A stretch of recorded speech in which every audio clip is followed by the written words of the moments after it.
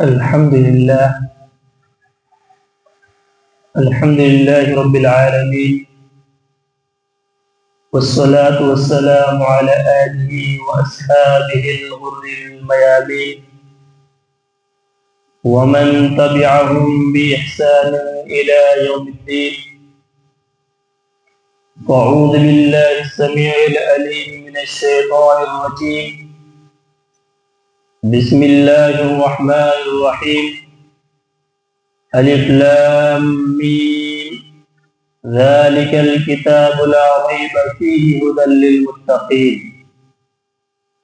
محترم حاضرین، کل کے درس قرآن میں نے آپ لوگوں کے سامنے سورۃ الفاتحہ کا ترجمہ اور اس کی تفسیر بیان کیا تھا.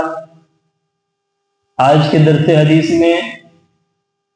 درس قرآن میں میں آپ لوگوں کے سامنے سورۃ البقرہ کی چند آیات اور اس کی تفسیر بیان کروں گا. آئیے سب سے پہلے ہم یہ جانتے ہیں کہ سورۃ البقرہ میں بقرہ کا معنی کیا ہوتا ہے. بقرہ کا معنی ہوتا ہے گائے. بقرہ کا معنی گائے ہوتا ہے. اس سورہ کا نام سورۃ البقرہ کیوں رکھا گیا؟ اس سورہ کا نام سورۃ البقرہ اس لیے رکھا گیا کیونکہ جب ہم آگے پڑھیں گے تو اس سورہ کے اندر گائے کا واقعہ ذکر ہے. گائے کا واقعہ ذکر ہے، اس لیے اس واقعے کی حساب سے، اس واقعے کی وجہ سے اس سورہ کا نام سورۃ البقرہ یعنی گائے والی سورت پڑی. یہ سورہ مدنی سورہ ہے، یعنی ہجرت کے بعد یہ سورہ نازل ہوئی. اس سورہ کے اندر 286 آیتیں اور 40 رکوع. اس سورہ کی شان نزول کیا ہے؟ یہ سورہ کس پس منظر میں نازل ہوئی؟ تو اس سورہ کی کئی مختلف شان نزول ہیں، کیونکہ یہ سورہ کئی وقتوں میں نازل ہوئی ہیں، اس لیے اس کی کئی شان نزول ہیں. لہذا ذالک الکتاب لا ریب فیہ، یہ آیت تب نازل ہوئی جب کفار و مشرکین نے، کچھ لوگوں نے اس بات کا اعتراض کیا کہ کیا یہ قرآن اللہ کا کلام ہے؟ تو اللہ رب العالمین نے اس آیت کو نازل کیا کہ ذالک الکتاب لا ریب فیہ، یہ وہ کتاب ہے جس کتاب کے اندر کوئی بھی ڈاؤٹ نہیں ہے. یہ وہ کتاب ہے جس کتاب کے اندر کوئی بھی شک نہیں. اسی طرح سیقول السفہاء من الناس ما ولاهم عن قبلتهم، یہ آیت تب نازل ہوئی جب پہلے بیت المقدس سے، ہمارا قبلہ پہلے کیا تھا؟ بیت المقدس تھا. بیت المقدس سے جب قبلہ خانہ کعبہ کی طرف ہوا تو یہود اور منافقین ان لوگوں نے اعتراض کیا. تو اس اعتراض کے جواب میں اللہ نے اس آیت کو نازل کیا. تو اس آیت کی نزول کے شان نزول ہے، یہ کئی شان نزول ہے کیونکہ یہ مختلف اوقات میں نازل ہوئی. سورہ بقرہ کی فضیلت کیا ہے؟ سورہ بقرہ کی پہلی فضیلت یہ ہے کہ جو شخص سورہ بقرہ کی تلاوت کرتا ہے اس گھر میں کبھی بھی شیطان داخل نہیں ہو سکتا. جیسا کہ اللہ کے نبی صلی اللہ علیہ وسلم کی حدیث صحیح مسلم کی روایت ہے لا تجعلوا بيوتكم مقابر ان الشیطان ينفر من البيت الذي فيه سورۃ البقرہ، کہ تم اپنے گھروں کو قبرستان مت بناؤ، وہ اس گھر میں شیطان داخل نہیں ہوتا ہے جس گھر میں سورۃ البقرہ کی تلاوت کی جاتی ہے۔ تو اس حدیث سے کیا پتہ چلا کہ اللہ کے نبی صلی اللہ علیہ وسلم نے فرمایا تم اپنے گھروں کو قبرستان مت بناؤ۔ اس کا مطلب یہ ہوا کہ اگر ہم سورہ بقرہ کی تلاوت نہیں کرتے ہیں تو ہمارا گھر نہیں بلکہ قبرستان ہے۔ دوسری بات اللہ کے نبی صلی اللہ علیہ وسلم نے کیا فرمایا کہ جس گھر میں سورہ بقرہ کی تلاوت کی جاتی ہے اس گھر میں شیطان داخل نہیں ہوتا۔ اس کا مطلب کہ اگر ہم سورہ بقرہ کی تلاوت نہیں کریں گے ہمارے گھر میں شیطان داخل ہوگا۔ تو اس کی پہلی فضیلت یہ ہے کہ جس گھر میں سورہ بقرہ کی تلاوت کی جاتی ہے اس گھر میں کبھی شیطان داخل نہیں ہوتا ہے۔ اسی طرح سورہ بقرہ کی دوسری فضیلت یہ ہے کہ جو شخص سورہ بقرہ کی تلاوت کرتا ہے وہ شخص اپنی قوم کا امیر کا مستحق بنتا ہے۔ کیا مطلب یہ ہے کہ سورہ بقرہ کے اندر اکثر احکام و مسائل بتائے گئے، نماز کے بارے میں احکام و مسائل ساری چیزیں بتائی گئی۔ تو جب ایک انسان کو سارے احکام و مسائل پتہ چل جائے تو گویا کہ وہ اپنی قوم کا لیڈر بننے کے مستحق ہے۔ یہ فضیلت ہے سورہ بقرہ کی۔ اسی طرح سورہ بقرہ کی تیسری فضیلت یہ ہے، اور یہ صحیح بخاری کی روایت ہے، کہ جو شخص سورہ بقرہ کی تلاوت کرتا ہے اس پر جو ہے برکتیں نازل ہوتی ہیں۔ جو شخص سورہ بقرہ کی تلاوت کرتے ہیں اس پہ کیا ہوتا ہے؟ برکتیں نازل ہوتا ہے، اور جو شخص سورہ بقرہ کی تلاوت نہیں کرتا اس پر حسرت ہوتی ہے۔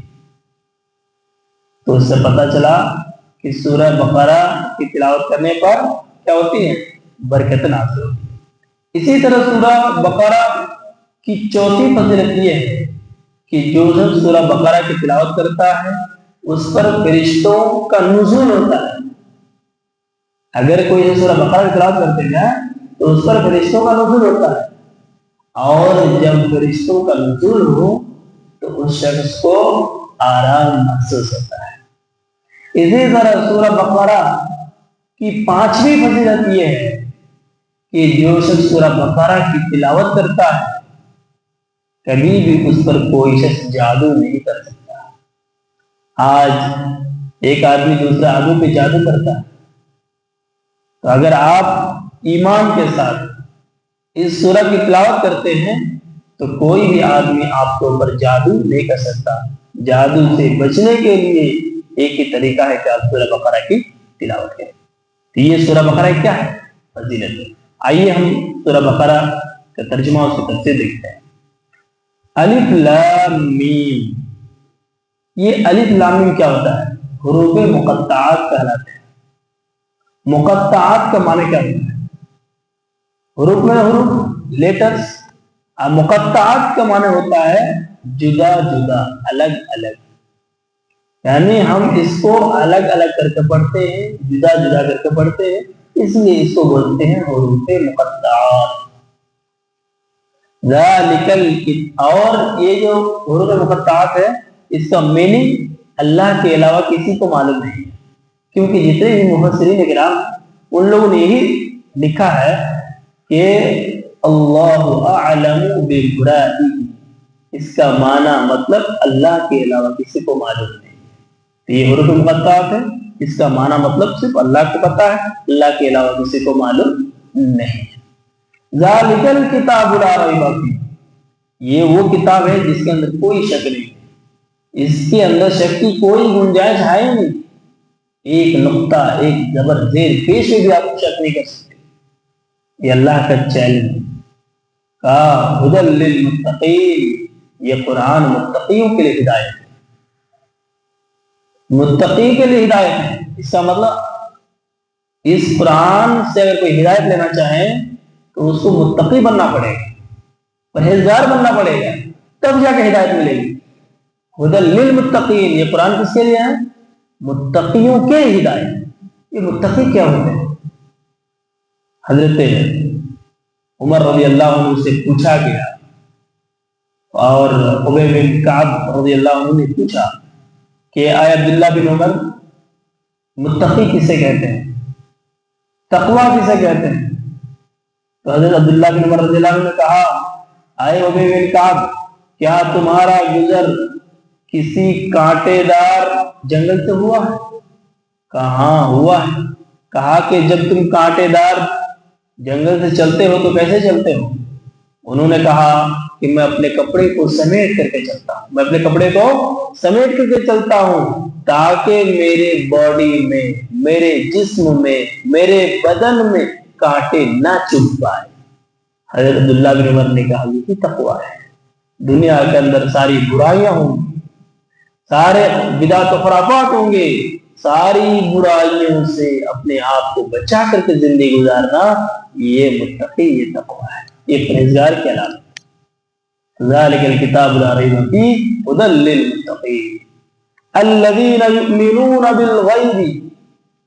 وہ لوگ جو غیب پر ایمان رکھتے ہیں، یعنی اللہ کو مانتے ہیں، جنت کے بارے میں ایمان رکھتے ہیں، جہنم کے بارے میں ایمان رکھتے ہیں، یہ غیب کی باتیں. الذین یؤمنون بالغیب ویقیمون الصلاۃ، اور نماز قائم کرتے ہیں. تو پتہ کیا چلا؟ ایمان کے بعد سب سے فرسٹ اسٹیپ ہے نماز پڑھنا. کتنی اہمیت ہے نماز کی کہ الذین یؤمنون بالغیب، جو غیب پر ایمان رکھتے ہیں. اور غیب کے بعد ایمان لانے کے ساتھ پہلا اسٹیپ جو آپ کو ایمان کو ظاہر کرنا ہے وہ نماز. صرف ایسا نہیں ہے کہ ہم نے ایمان لا لیا. ایمان کسے کہتے پتہ ہے؟ ایمان کا ڈیفینیشن ہوتا ہے اقرار باللسان وتصدیق بالجنان والعمل بالجوارح. صرف ایمان یہ نہیں ہے، ایمان تین چیزوں کا نام ہے. اقرار باللسان، زبان سے بھی اقرار کرنا، وتصدیق بالجنان، اور دل سے بھی آپ کو کیا کرنا ہے؟ اقرار کرنا ہے، دل سے ماننا ہے، والعمل بالجوارح، اور اپنے باڈی سے پریکٹیکلی طور پر کرنا. تین چیزوں کا نام ایمان ہے. تو جب آپ نے ایمان لایا غیب پر، تو غیب پر ایمان لانے کے بعد اس ایمان کو ظاہر کرنا پڑے گا. اور ظاہر کرنے کا طریقہ کیا ہے؟ وہ ہے نماز پڑھنا. یقیم الصلاۃ ویؤتوا الزکاۃ. ہاں الذین یؤمنون بالغیب ویقیمون الصلاۃ ویؤتوا الزکاۃ. ہاں، اور جو لوگ کیا کرتے ہیں؟ زکات دیتے ہیں. اور ومما رزقناہم ينفقون، اور اللہ تعالیٰ نے جو چیز مال دے رکھا ہے ان میں سے وہ خرچ کرتے ہیں. الذین یؤمنون بما انزل الیک وما انزل من قبلک. اور وہ لوگ جو اس جو ہے اگلی جو ہے رسولوں پر، اگلے رسولوں پر، اگلی کتابوں پر ایمان رکھتے ہیں. کیا مطلب؟ مطلب یہ ہے کہ نبی اکرم صلی اللہ علیہ وسلم سے پہلے جتنے بھی کتابیں آئیں ان کو مانتے ہیں کہ ہاں اللہ کے نبی صلی اللہ علیہ وسلم آخری نبی. اس سے پہلے جتنے بھی کتابیں آئی ہیں ہاں وہ اللہ رب العالمین کی طرف سے نزول کیا ہو جائے کتاب ہے، لیکن اس کے اندر چینجنگ ہے، اس لیے ہم اس پہ عمل نہیں کریں گے. عمل ہم قرآن پہ ہی کریں گے، لیکن ہمارا ایمان کیا ہے کہ رسول پہلے اللہ کے نبی صلی اللہ علیہ وسلم سے آئے تھے. تو جب والذین یؤمنون بما انزل الیک وما انزل من قبلک وبالآخرۃ هم یوقنون. اور وہ لوگ جو آخرت پر ایمان رکھتے ہیں، قیامت کے دن ہمیں اٹھایا جائے گا، ہمیں زندہ کیا جائے گا، ان چیزوں پر ایمان رکھتے ہیں. جو نماز کیا ہے؟ نماز، زکات، مال کو خرچ کیا، اور رسولوں پر ایمان لایا، پچھلی جو کتابیں ہیں ان پر ایمان لایا، آخرت پر ایمان لایا، ان ساری چیزوں پر ایمان لایا. اس کے بارے میں اللہ نے کہا اولئک علی ھدی من ربہم. یہی وہ لوگ ہیں جو اپنے رب کی ہدایت پر ہیں. اولئک علی ھدی من ربہم واولئک هم المفلحون. اور یہی لوگ کیا ہے؟ کامیاب لوگ ہیں. تو اللہ رب العالمین نے ان لوگوں کو کامیاب کہا ہے. تو یہ سورہ بقرہ کی چند آیت ہیں جس کی تفسیر میں نے آپ کے سامنے بیان کیا. اللہ رب العالمین سے دعا ہے اللہ رب العالمین ان آیتوں کو سمجھنے اور اس پر عمل کرنے کی توفیق عطا فرمائے.